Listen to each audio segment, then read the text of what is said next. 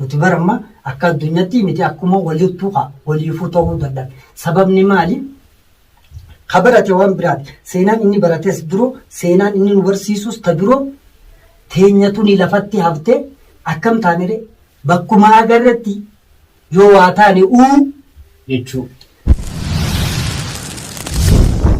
نمني هدو أغرم ندر كانفتو نمي دمو نمني براتي الأمو بيجوما الدنيا تنفيست به بكا هدوس لكو دنداجة جو غافتي لكمو خبردو يسانو الرام فتيجر وانمو uumamaan taate kanaafuu dagachuu jechuun bari tolarra uumaan si oolallee irraanfachuu tasanillee galata galchuu dhiisuu fi dhaloota kanaafillee dhandhama dhandhamte sanillee akka fuula duraan hattiin deebine jechuun fala kaayyachuu of dagachuu ta'a jechuudha.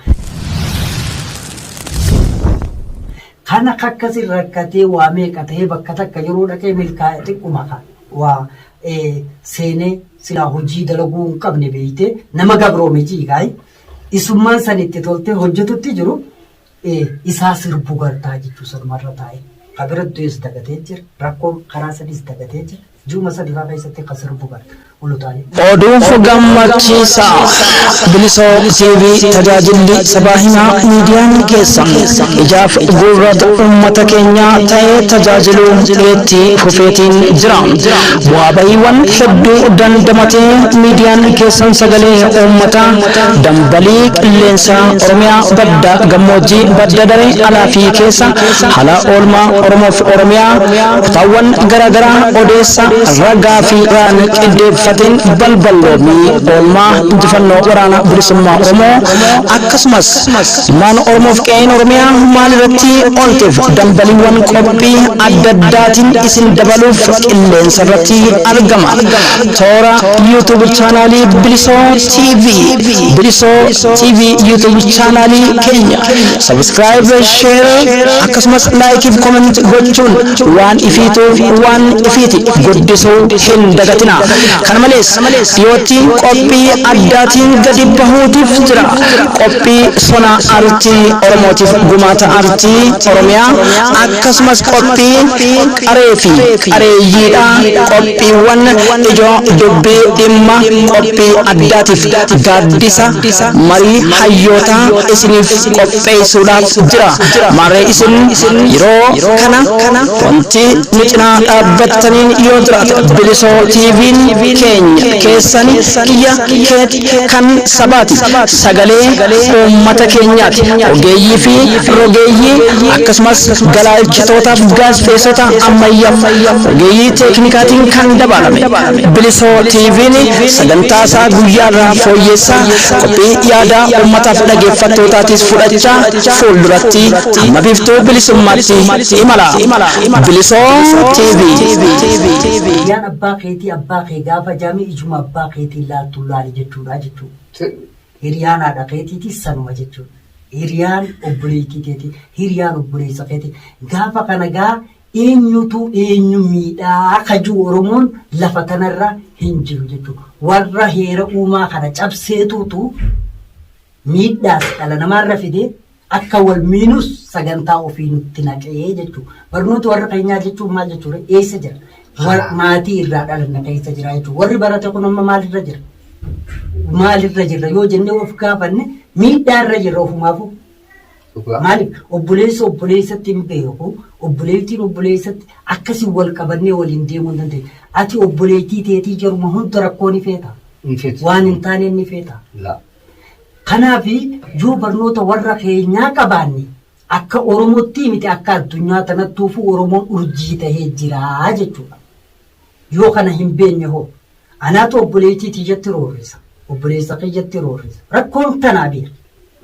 Hayyee bakkaan silaasiin barbaadu amma ati gaafa obboleessa kiyya taate qabeenya kee kiyyattiin beekaniin tiiffadhaniin eegan yoo ati naa boonte siitutu kiyya waan ta'eef boonee siin dhaadataa jiraadha. Yoo barnoota warra keenyaa qabaanne kana godhuu dandeenya jechuu barbaada. Yoo isa jalaa gannee kaalagaa kanaan deemnu duumaatuma deemutti jira. Inni hayyuu Piroofeesara jennuus waanuma birootii jechuudha. Kanaaf barnoonni warra keenyaa keessatti deebinee yoo baranne waa hedduurraa argachuullee ni dandeenya. barnoonni ijaan banataniif irraa halaalattis waa arkaniini barnoota warra keenyaa kana kadhalootatti nuti baramma akka addunyaatti miti akkuma walittuu waliifuu ta'uu danda'a. Sababni maali? Kabarate waan biraati. Seenaan inni barates biroo, seenaan inni nu barsiisus ta biroo teenyatu ni lafatti haftee akkam taanire bakkuma agarratti yoo waa taane jechuu kanu keessaa bu'uu beeki waan birootii miti bar. Haqummaa santu nu keessaa bu'u. Maaliif gadaameessa tokko keessaa egaa jilba tokko keessaa waan baane santu nu boochisaa jira malee nutu waa walii godhuu hin dandeenyu. Sababni maali? Barnoota warra keenyaa dagannee akka alagaatiin waa beenya jennee fiigutti jira inni saniitu nu miidhee jechuudha. Alagaa yeroo waa si barsiiftu akka isaa ta'u si barsiifti malee akka uumaaf ta'u akkasii ta'utti namni si waa barsiisu hin jiru jechuudha. Alagaan gaafa gartee waa si barsiiftu hanga isa miine siif kennitee ittiin ka'a. Maaliif isaan jiraachiftaami hanga kaan qabatti garuu keenya kun hoo. Nuti immoo barnoota alagaa barachuu jirra. Profeesara Jannee Digiriis fudhanne waa hedduunis deemutti jira. Garuu keenya kana eenyu baratee nu barsiisa kajuu immoo gaafii ta'eeti jira. Yeroo hedduu waa dagannaa. Sababa kana dagannee jirruuf heeruma uumaa keessaa hin jirru beekee of gannee jirra. Namni gaa of jalaa badee akkam of hin danda'u. Of jalaa bannee jirra waan ta'eef amma biyya takka irraa takkatti gaafa deemnu rakkoo hedduu mudannee deemna. Keessattuu jireenya baqaa keessatti hadhaa akka jirtu eenyuun beeka jechuu barbaade. Hadhaan jireenya baqaa kana keessatti nuti dhandhamnu sanuu hangam akka ulfaattuudha. Meeqa dhaloota kana biraa dhibee meeqa ijoollee bakka salphaa akka jiru immoo yoo seenaa keessa ka'umsa keessa rakkoo ka'umsa keessa rakkoo adeemee bakka itti gidduutti deemtu san milkaa'ina saniitis isa kana yaadatte milkaa'ina sanillee gatiitti godhuu dandeessaa jechuudha. Yookiin maali? Namni hedduu agarra ni tarkaanfatu ni miidhamu namni biratti dhumu biyyuma addunyaa kana keessatti bahee bakka hedduus dhaquu danda'a jechuudha. Gaafachi dhaqe immoo ka bira du'eessanuu irraanfatee jira. Ofiifuu sharraqqaa rakkatee haala hamaa mudatee bakka sanii sossoohuu isaallee dagatee jira. Maal keessi jira duuba uumama baramma waanuma uumamaan taate kanaafuu dagachuu jechuun bari tolaarra uumaan si oolallee irraanfachuu tasaniillee galata galchuu dhiisuu fi dhaloota kanaafillee dhandhama dhandhamte sanillee akka fuula duraan hatti hin deebine jechuun fala kaayyachuu of dagachuu ta'a jechuudha. Kana akkasii rakkatee waa meeqa ta'ee bakka takka yeroo dhaqee milkaa'e xiqquma waa seenee silaa hojii dalaguu hin qabne beeyte nama gabroome jiigaayi isummaan sanitti toltee hojjetutti jiru isaa sirbu gartaa jechuu sanumarra taa'e. Kabira du'ees dagatee jira rakkoon karaa sadiis dagatee jira ji'uma sadifaa keessatti akka sirbu garta ulutaalee. Warra waa yaaduutiin warra of ta'eetiin waa hojjallajuu inni kunuu rakkoo fi dhibdee gurguddoodha ta'ee jira jechuudha. Kanaaf dhaloonni keenyallee lafeen si biratti jiidee wareegamtee atirraan deemtee tarkaanfattee bakka san dhayite sanuu dhalateeti obbolaa keetii si qaba. Sababni wanni san taateefuu ofuma keetii ofitti deebii yaadadhu furmaata waan kanaatiif fala waan kanaarratti goohuu miti irratti hojjechuu qabna kajuun dhaamsa dhaloota biyya addunyaarra jiruudhaan barbaada jechuudha. Galatoomii jaalli keenya gara yaada bal'inaan qabu yaadni isaa kanuma. Hordoftoota keenya subscribe miidiyaa keessanii keenya hundi keenyaa'u akkasitti leenca keenya kana guddifachuudhaaf haa bira dhaabbannu isiniin jenna. Kanarratti qophiin keenya anis duraan durse maqaan kiyyaas jaal dammaqsaa qeerroo naan jedhanii beekamaadha artistiidha.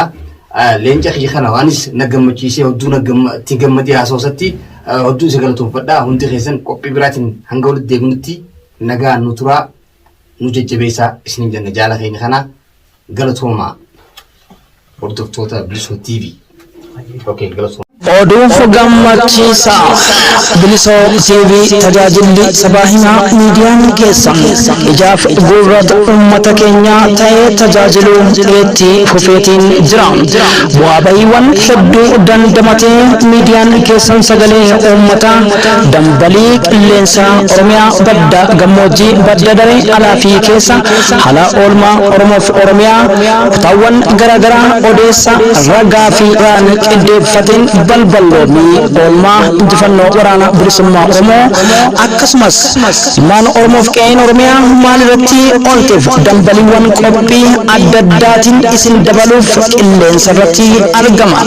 Toora YouTube chaanaalii Bilisoo TV YouTube chaanaalii keenya subscribe share akkasumas like fi comment gochuun waan ifiituuf waan ifiiti guddisuu hin dagatina. Kana malees dhiyootti qophii addaatiin gadi bahuutiif jira. Qophii sona artii Oromootiif gumaata artii Oromiyaa akkasumas qophii qaree fi qareeyyiidha.